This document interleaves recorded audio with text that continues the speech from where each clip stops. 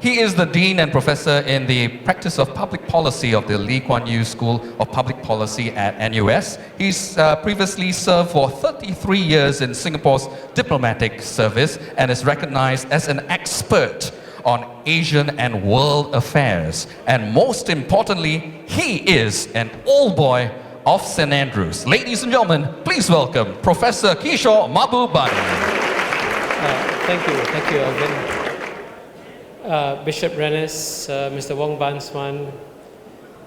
I think the school made a big mistake in inviting me to be a guest of honor. You know, a guest of honor is supposed to be a minister, a big shot. Now I'm just a school teacher, okay, at the Lee Kuan Yew School.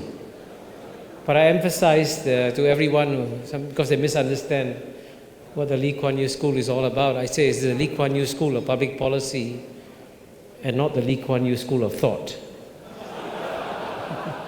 We actually tried, like in St. Andrews, to encourage independent thinking.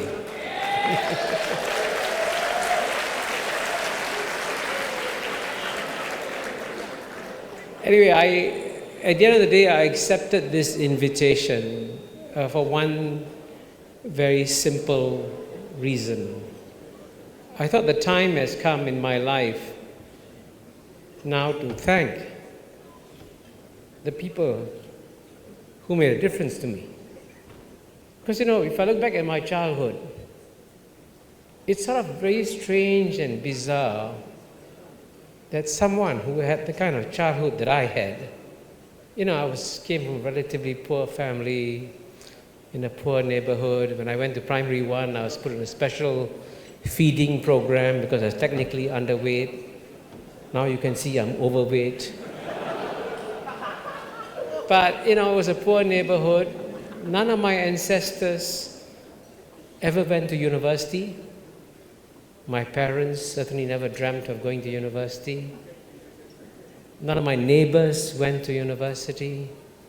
Indeed, as I went through secondary school, life became more difficult. My father went to jail. We had harder times. So in a sense, you look back at my life from the age of 1 to roughly 16. It was a rough and difficult childhood.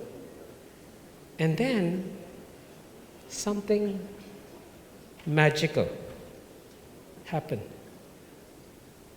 I was assigned, for some strange reason, to St. Andrews School.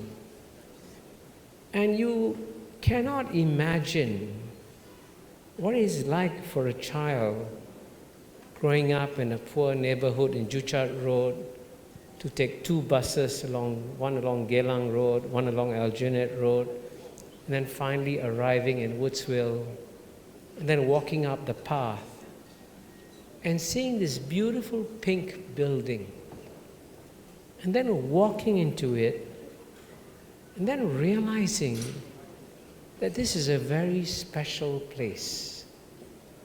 And I can tell you, it was clearly one of the most uplifting experiences of my life.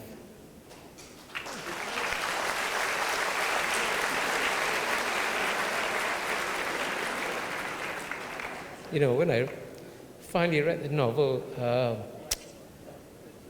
the Harry Potter novel, first one, and he describes the magical experience of going to a school called Hogwarts, it reminded me of my days of walking into St. Andrews. So as a result of that, I had 2 remarkable years in St. Andrews. I had great teachers who opened up books to me, opened up reading to me, taught me poetry. And we had a wonderful principal called Francis Thomas, who was a remarkably inspiring figure. So when you're young and you have inspiration, it makes a huge difference to your life. So when I look back now and I see how far I have come in some ways, I've decided the time has come to say thank you. to St. Andrew's School. Thank you for all you've done for me.